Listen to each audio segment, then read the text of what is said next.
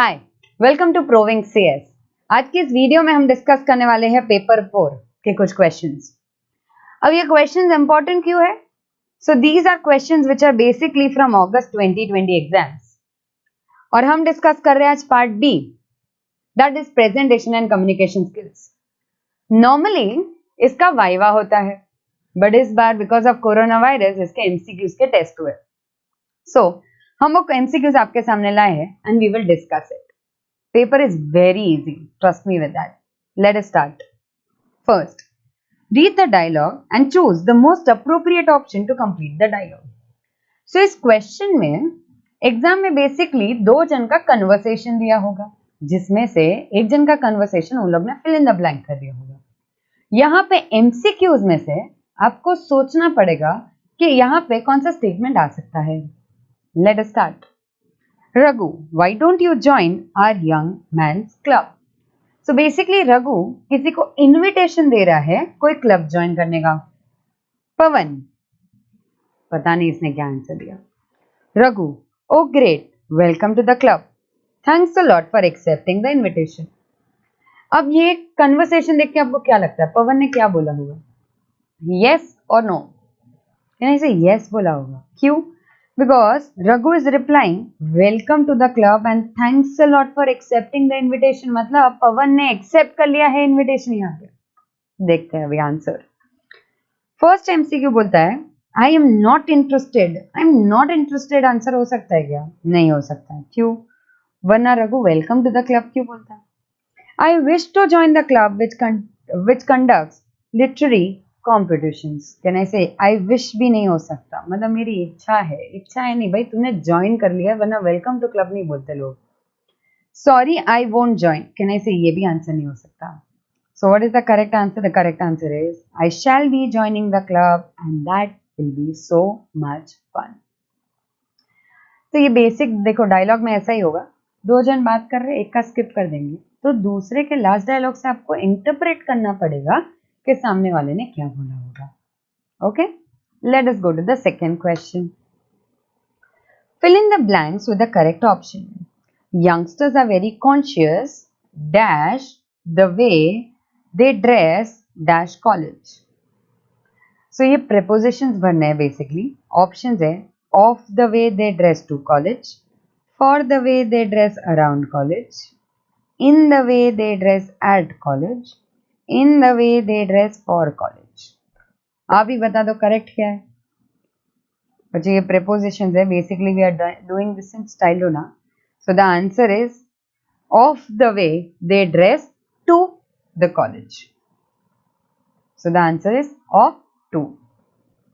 Next, read the dialogue and choose the most appropriate options to complete the dialogue. So basically यहाँ पे भी वापस dialogues दिए हैं, हमें इंटरप्रेट करके बताना पड़ेगा कि सामने वाला कौन से मूड में है। जैसे यहाँ पे अफर्मेशन था, वैसे यहाँ पे क्या आएगा? Vijay, I am sorry to see this but your son broke my window. तो वो किसी को बोल रहा है कि आपके बेटे ने मेरी विंडो तोड़ दी। लक्ष्मी, इसका आंसर हमें ढूंढना है कि लक्ष्मी ने क्या बोला होगा। विजय, यू आर वेरी रूड, मतलब लक्ष्मी ने तमीज से बात की कि बदतमीजी से उसने कुछ गलत ही उल्टा पुल्टा जवाब दे दिया है विजय को। First, my son will never do such things, please go away. मेरा बेटा ऐसा कुछ नहीं करेगा, निकलो यहाँ से। Second, don't feel bad about it please, आप इसकी बात का बुरा मत मानो प्लीज। अब मेरे को बताओ, प्लीज कोई बोलेगा तो सामने वाला उसको बोलेगा आप रूड हो? नहीं, मतलब कहना है ये तो पक्का हमारा आंसर नहीं है। Next, I am very sorry, will get it repair as soon as possible. I am sorry, मेरे बेटे से गलती हो गया, मैं उसको रिपेयर कर दूं। मेरे को तो कोई बंदा ऐसा बोलेगा, सॉरी कोई बंदी यहाँ ऐसे बोलेगी तो क्या वो रूड साउंड करेगी? नहीं। सॉरी, प्लीज, ये कुछ ऐसे वर्ड्स है जो बोले तो कोई सामने वाला आपको रूड नहीं बोल सकता। Next, sorry for the trouble, I am sorry मेरे बेटे ने ऐसा किया। मेरे को बताओ ये भी रूड साउंड कर रहा है? नहीं। So the answer is very clear to you, my son will never do such things, please go away. Next, choose the correct meaning of the phrase underlined in the sentence. So this phrase is underlined. He pins his faith on technical education. अब देखते हैं, protect his employer from, मेरे को बताओ यहाँ पे कहीं पे भी एम्प्लॉय का बात आया, एम्प्लॉय एम्प्लॉयर का, तो ये आंसर नहीं हो सकता. He fully relies on technical education, yes this is the answer, but हम आगे देखेंगे. देखो वो क्या बोल रहे, pins his faith. Pins his faith का मतलब क्या होता है कि मैं आप पे रिलाई कर रहा हूँ, मैं आप पे भरोसा कर रहा हूँ on technical education. Praise regularly for, he is praying regularly for technical education, for होता है यहाँ पे, ऑन टेक्निकल एजुकेशन नहीं हो सकता. He teaches on in the school on technical education, technical education आपको सब्जेक्ट लग रहा है यहाँ, नहीं. So the answer is fully relies on. Fifth question, fill in the blanks with the correct option. There is dash elevated area at dash back of the building. So the elevated area at and back of the building? No. A elevated area on a back of a building. An elevated area on the back of the building. No elevated area at particular back of building. यहाँ पे भी हमें क्या भरने हैं, prepositions. Ma'am हम ये बचपन से कर रहे हैं. Anything which starts with A E I O U, कहने से उसके आगे आता है N. So obviously elevated area के आगे क्या आएगा, N. And the back of the building, because you are talking about a particular building. So the answer is and the, that is C. Understood. Next question. While presenting before an audience, which of the following must be avoided? So जब आप presentation दे रहे हो to the audience, क्या avoid करना चाहिए? First, reading the information on slides by one. आप सिर्फ read करते जा रहे हो, read करते जा रहे हो, read करते जा रहे हो. No, that is not to be done. So can I say this is to be avoided? So हमें आंसर तो मिल चुका है, but हम आगे पढ़ेंगे. Focusing on the need of the audience, मेरे को बताओ आप जब प्रेजेंटेशन दे रहे हो, will you not focus on the need of the audience? No, we have to focus on the need. तो ये तो भाई हमें करना है. So this can not be avoided. Showing connect with the audience, तो आप कनेक्ट नहीं करोगे ऑडियंस को. अरे बच्चों अगर आप कनेक्ट ही नहीं करोगे ऑडियंस को, तो can I say you can be a good presentator. So this is not to be avoided. Maintaining eye contact with the audience, आप ही मेरे को बताओ प्रेजेंटेशन देते वक्त मालूम है आप बहुत नर्वस होते हो, तो आप यहाँ देखते हो वहाँ देखते हो, या सिर्फ अपने बेस्ट फ्रेंड को देखते रहते हो, तो ऐसा चलता है नहीं. Can I say your confidence would be seen when you are making eye contact with the audience. So this is not to be avoided. So basically what is to be avoided, boring बनाना. और boring कैसे बन जाएगा आपका presentation, जो slides पे जो दिया है वो मैं कंटिन्यूस रीड ही करती जाऊँ, कुछ मैं इनपुट ही ना दूँ, तो ऑडियंस से क्या बोलेगा, भाई हमें स्लाइड दे देना हम खुद पढ़ लेंगे. So what is to be avoided, reading the information on slides one by one. Next, in giving presentation in front of audience one can do all of the following except. मतलब वापस उन्होंने पूछा है आप प्रेजेंटेशन दे रहे हो, so what is to be avoided. Standing in one corner of the room, मतलब मैं इंटरैक्टिव नहीं रखूँ, मैं एक कॉर्नर में जाके खड़ी हो जाऊँ. Is it presentable? No. So I have already got my answer, but आगे हम देखेंगे. Speaking in a pleasant tone, मेरे को बताओ जब बात कर रहे तो pleasant tone में बात नहीं करते, rude tone में बात करते. So can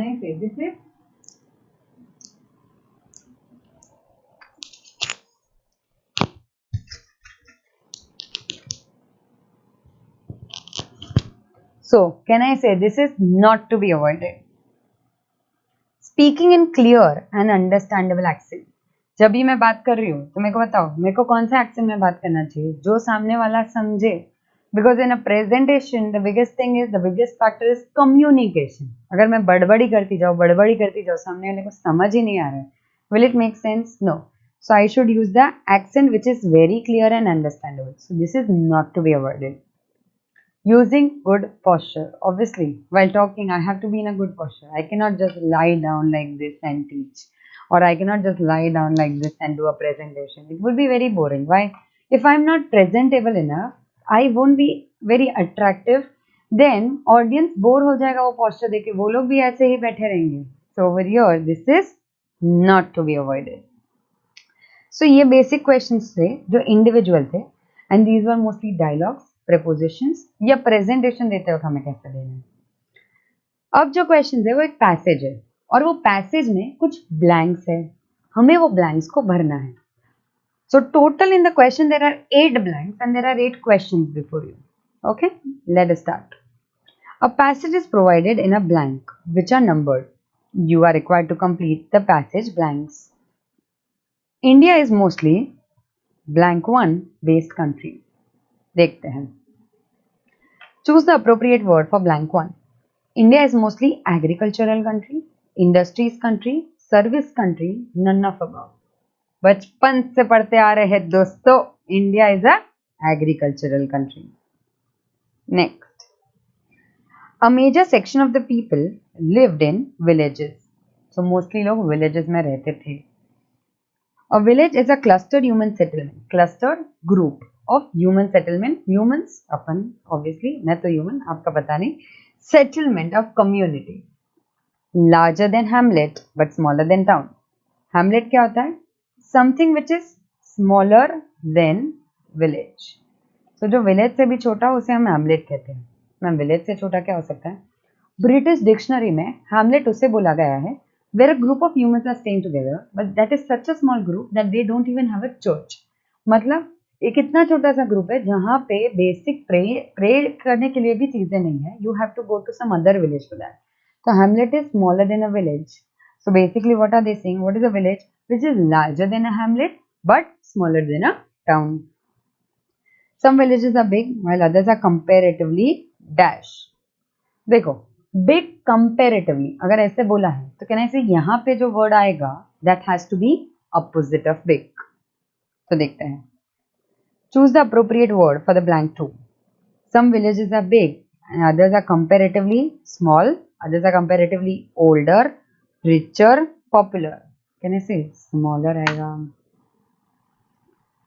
They are generally cut off from the city and have different kind of lifestyle. मतलब उन लोग का लाइफस्टाइल ही पूरा अलग होता है। उनके और हमारे लाइफस्टाइल में कहने से बहुत ही ज्यादा फर्क है। The villager live in amid natural blank three.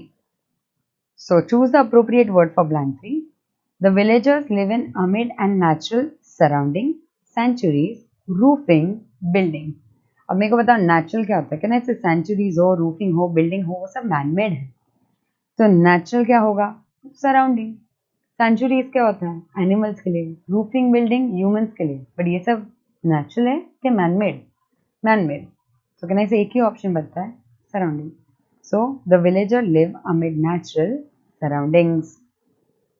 The vagaries of nature justify the remark of famous English poet Cooper that God made the country and man made the town. So basically एक poem है जिसके poet है Cooper, उन्होंने बोला है God made the country but man made a town. मतलब God ने तो पूरा जहां तुम्हें बना के दे दिया था, तुमने उसको टाउन में बांट दिया. In a village, people rise dash in the morning and they get to listen sweet song of birds enjoying the rising sun and swing breeze of these dawns. अच्छा, अब आप मुझे बताना people rise मतलब उठते कब है? अगर they get to listen sweet song of birds उन्हें सुनाई देंगे sweet song गाते हुए. They enjoy rising sun, अगर rising sun दिख रहा है so they are waking up early in the morning or late in the morning? Early in the morning. So choose the appropriate word for blank 4. Early in the morning, often in the morning, later in the morning, only in the morning. Can I say early in the morning? The flowing of the river with the dash sound. So the flow of the river is dash sound. आप मुझे बताना कौन सा sound होगा? Drumming, murmuring, मतलब कोई gossip कर रहा हो किसी के कान में, murmuring, crisping और whistling. Can I say whistling? Crisping birds का sound होता है. The beauty of greenery of field. These are various pleasures that bound in a countryside. The villagers pass a healthy and a peaceful life. उनका life बहुत healthy और peaceful होता है. क्यों? बचपन से हम सुन रहे हैं early to rise and early to bed makes a man healthy, wealthy and wise. Can I say healthy है ये लोग और peaceful life भी है. इनके लाइफ में यहाँ से वहाँ भागने का टेंशन ही नहीं है. There is no noise. These questions are basically taken from students. There are some errors. So there is no noise of city factories. यहाँ पे you don't hear any noise of city factories. They breathe dash air, which promotes their health. They also get pure milk, milk products and other fresh eatables. अब यहाँ पे air कैसा होगा? That is promoting their health. So rancid, that is unpleasant, fresh, perfumed, sanitized. अगर ये question corona पे होता ना तो बेसिकली कहने से हेल्दी रहने के लिए what we require is sanitised air right ना, but this is basically about the village and there is no corona in this question, so can I say fresh air. Unpleasant air से क्या होगा? उससे थोड़ी आदमी हेल्दी और wise रहेगा. Perfumed भी नहीं होता है. And sanitize, perfumed means artificial perfume डाले हुए, though they don't need it. They also get pure milk, milk product and other fresh eatables. There is no hustle and bustle and no dash as modern life. Modern life के जैसा इनके life में भागा दौड़ी नहीं है. There is no hustle and bustle. यहाँ पे तो मुंबई में भी नो, ये ट्रेन छोड़ा वो ट्रेन पकड़ रहे, 1 मिनट हो गया ट्रेन चली गई and now we are waiting for another train. यहाँ पे बहुत भागना है. हर सिटी में होता है basically. So in villages there is no hustle and bustle and no what risk, no enjoyment, no worry and no hunger. अब नो हंगर का तो सवाल नहीं आता है. ओके, ये तो आउट ऑफ द क्वेश्चन दिया है. नो रिस्क, अगेन अगर ये क्वेश्चन कोरोना पे होता तो yes there is no risk in the village, but ऐसा नहीं है. रिस्क फ्री भी नहीं है, बट ये क्वेश्चन कोरोना पे भी नहीं है तो इसलिए नहीं आएगा.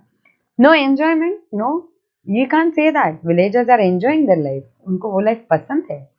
सो can I say there is no worry like cities. They are not worried as we are. The villagers are therefore happy and healthy.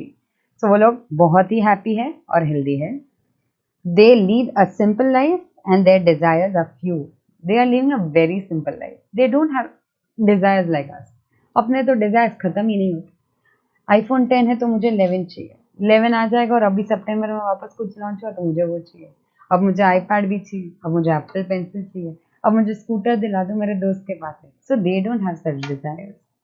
They are dash with what they have. अच्छा, उनके अगर डिजायर ज़्यादा नहीं है और वो लोग simple life में मानते हैं तो मेरे को बताओ, they are dash with what they have. Options, they are satisfied with what they have, they are immune to what they have, they are curious मतलब they want to know things, they want new things, और they are sorry मतलब खट्टा मन हो चुका है. No she यार मेरे पास ये नहीं है. Obviously the answer is satisfied with what they have. And usually never dream of those luxuries and comfort provided by modern science. वो लोग satisfied है उनके पास जो है, and इसीलिए वो लोग they are not attracted to any luxuries that is provided by modern science. This makes their life happier. So the main reason they are happy over here is because they are satisfied. So this was about the 15 questions of paper 4 part B August 2020 exams. Thank you.